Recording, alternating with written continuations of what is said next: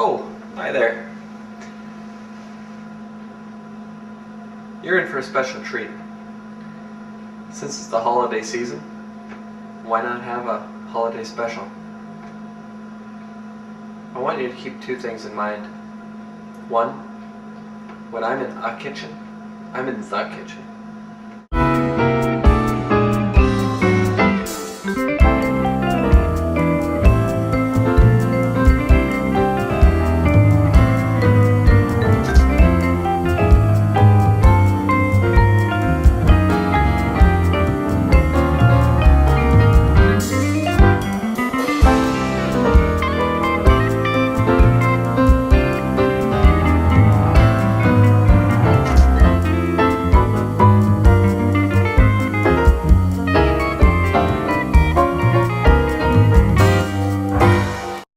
Today we're making Christmas rum balls.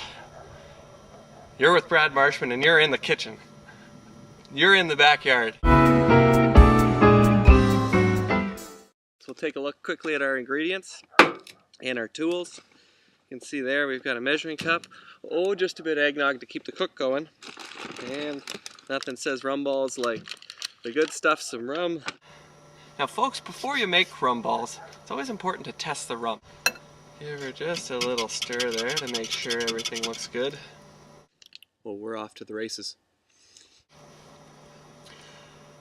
Okay folks, as I mentioned, let's take a look at our tools today.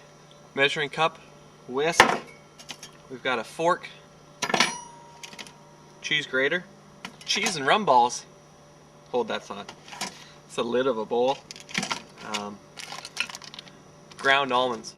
I said, Mom, I don't need to buy special ground almonds. I'll just chop up the regular ones. She said, you'd be a fucking idiot if you did that. Okay, okay, Mom. Some sprinkles. Now, you can see we've got a few different colors of sprinkles. We're going to let the red represent, you know, the traditional Christian colors of Christmas. We'll let this multicolored one here represent the honorable Jewish tradition of being cheap and just using whatever you've got. The big boy. A little bit of icing sugar, of course. Unsweetened or bittersweet chocolate. This is the Baker's brand, appropriately.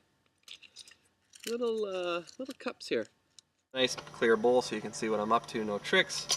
And a couple measuring spoons there. Okay folks, let's get started.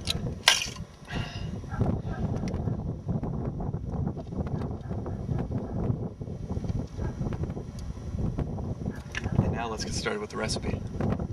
Generally speaking, measurements don't matter. They especially don't matter when it's outside and you're freezing. So that's a cup. So these are our ground almonds. Little, well, just about a cup. Yeah, that's gonna work. If you're wondering, can I use other nuts instead of almonds? You'd have to be nuts. You're done. You're done. That's it. So now we're gonna get into the chocolate here. Big difference between this stuff and the candy bars that you buy at your local convenience stores. You know, would I rather be in Miami right now? Maybe Connecticut.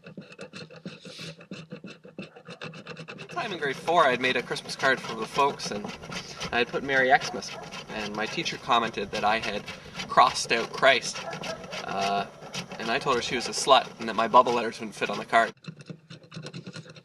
What do you think about that? You know, call in with your opinions. Do you think the right-wing media is right and that Christmas is at risk? Give me a call. 1-800-IN-THE-KITCH. I'd like to go back to that Jewish comment I made earlier in the show.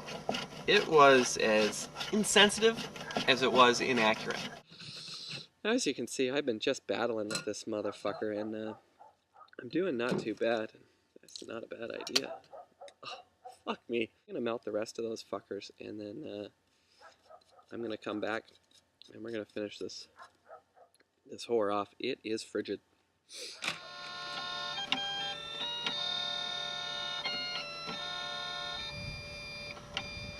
And we're back. Okay, that was one of the smartest things I've ever done. And if you look over to the side there, you'll see the tree fort I spent a lot of time in growing up. And behind you there is the basketball net. The main goddamn ingredient. The old Rumpelstiltskin. That's why it's not sticking together. Now, the way they describe the rum is you don't put the full cup in at the start. You put in 2/3, and then you keep a third to mix with the sprinkles, and that gives it the nice glossy texture.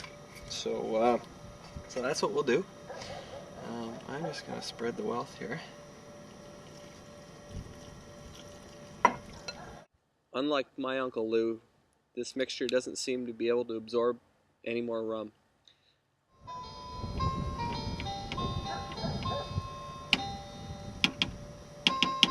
I may make a single rum cylinder as opposed to numerous rum balls. And unlike the journal I kept in university, this rum log's going to do some good. Now that there is a good looking rum cylinder, probably the best one you've seen all day. Now if cooking was just about ingredients, robots would be running our kitchens by now. Let's get a good mixture in.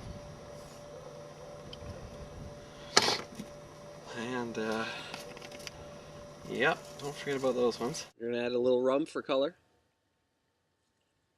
We're just going to ice it with our topping here.